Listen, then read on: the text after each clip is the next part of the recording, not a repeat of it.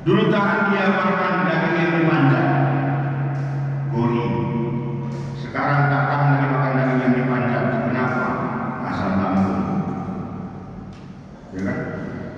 Artinya Allah sudah mengabulkan doa kita itu. Nikmat yang diberikan Allah itu sudah ada sama kita. Mampukah nikmat yang diberikan Allah itu menikmatkan kita nanti di surga dan menghindarkan kita dari api neraka? Allah sudah mengabulkan doa kita. Rabbana atina fid dunya hasanah wa fil akhirati hasanah. Bahagialah dunia kita, bahagialah. Bisa kita rekreasi, bisa kita ke masjid ini, bahagia. Bisa kita melangkah, bahagia kita. Tapi bisakah sholat kita ini membahagiakan kita akhirat? Jangan ada iri hati, ya kan? Jangan ada dalam diri kita ini, imamnya cepat kali, imamnya lambat kali, berarti belum ada, ya kan? Kalau masih ada perasaan itu, sholatnya belum ada, ya kan? Ini, ya, imamnya waktu lama kali, tapi ikut juga dia, bersihkan hatinya untuk bagian akhirat, belum tentu. Di dalam hati kita masing-masing. Ya harus kita jaga, jangan sampai kita mengikuti langkah-langkah. Yang terakhir, sadar atau nggak sadar kita masih mengikuti langkah-langkah setan. Kita nikmati perjalanan hidup ini, namun kadang-kadang kita tidak mengambil iktibar dalam perjalanan hidup kita ini. Ambillah iktibar dalam hidup dan kehidupan kita. Ketika kita menghadiri takziah, ambil iktibar. Ketika kita rekreasi, ambil iktibar dalam hidup dan kehidupan kita. Ketika kita pesta, ambil iktibar dalam Allah. Ya kan? Nah, kalau tak bisa mengambil iktibar, berarti masih mengikuti langkah-langkah setan. Contoh yang sederhana, ketika ibu-ibu bertakziah, pernahkah ibu membuat dosa kepada ahli musibah? Atau bapak-bapak yang Allah? Jangan tanya penyebab kematian itu ketika di situ jenazah. Kadang-kadang bisa menimbulkan dosa kepada orang lain. Kak, kenapa almarhum ini meninggalkan? Begini tadi, gara-gara makan ayam penyet. Ya kan? Yang disuruh bertakziah itu apa? Berdoa. Kan lihat mukanya, Allahumma firlahu, Allahumma firlahu. Gak sanggup melihat wajahnya, pegang jempol kakinya, Allahumma firlahu, Allahumma firlahu.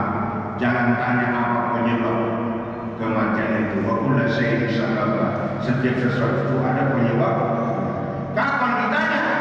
Ada malam pertama, ada malam kedua, ada malam ketiga. Kalau di situ jenazah kadang-kadang bisa merangkap ahli musibah, membuat dosa kepada orang lain. Jangan pernah membuat dosa kepada orang lain. Ya kan? Itu sederhana. Sederhana. Itu masih kakak yang satu menanya. Datang kakak yang satu lagi bertambah. Kenapa deh kakak di belakang ini meninggal? Gagal makan ayam penyet, pakai cabai hijau, bolak-balik ke kamar mandi, bertambah. Ya kan? Jatuh ke kamar mandi, bertambah lagi. 10 yang datang semakin bertambah jawaban. Akhirnya merangkaplah ahli musibah. Yang menyebabkan dosa ahli musibah siapa? Yang datang. Padahal disuruh mendoakan supaya ada nilai pahala, ya kan? Ada nilai kebaikan. Tapi ternyata membuat orang lain berdosa, hanya kita berdosa. Sederhana, sederhana. Tanpa sadar, kita sadari kita masih menggunakan. Maka bertanya tuh, suruh berdoanya, bukan suruh cerita. Nyari ini mana? Kita melihat, ambil iktibar ya Allah. Jangan sampai hati dan keluarga seperti ini. Kan itu Pak. Direkreasi ketika pesta, menghadiri undangan. Nah, mana Bu menghadiri undangan wajib atau makannya yang wajib? Tapi kalau nggak makan, bagaimana perasaannya? Kan sederhana. Kan bisa berdosa kadang-kadang menghadiri undangan. Gara-gara apa? Gara-gara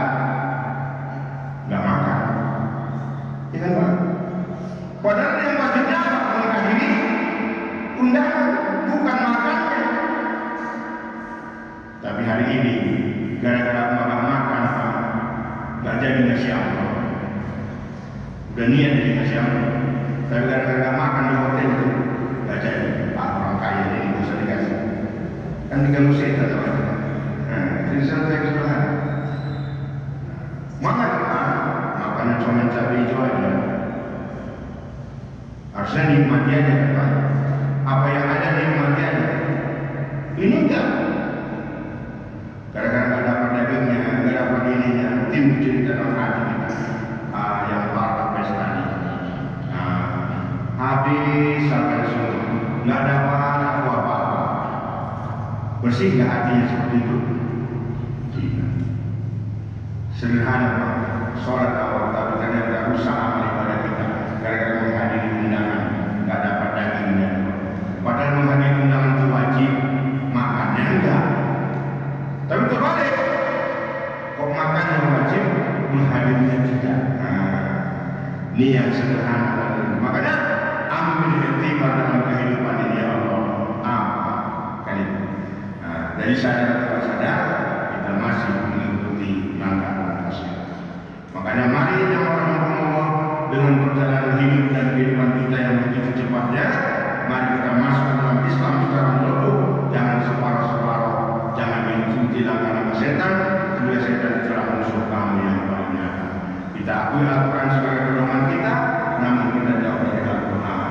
Kita punya harta, namun tidak memanfaatkan harta yang kita miliki. Kita disuruh untuk bersyukur kepada Allah, namun kita lupa bersyukur kepada Allah Subhanahu wa Ta'ala. Kita perjalankan hidup ini, namun kita tidak mengambil iktibar dalam perjalanan hidup ini. Kita suruh berdoa, namun mari doa kita itu hendaknya bisa terkabul untuk membahagiakan kita akhirat. Allah telah mengabulkan doa kita, namun bisakah itu dikabulkan nanti dan menghindarkan kita dari api neraka? Betapa bahagianya kita, Allah telah mengabulkan doa kita, namun belum membahagiakan kita akhirat. Mudah-mudahan Allah bermanfaat kepada kita dalam subuh kali ini. Sekian saja dari Wassalamualaikum warahmatullahi wabarakatuh. Ada pertanyaan Bu? Mana kalau ada yang bertanya? Ya, boleh.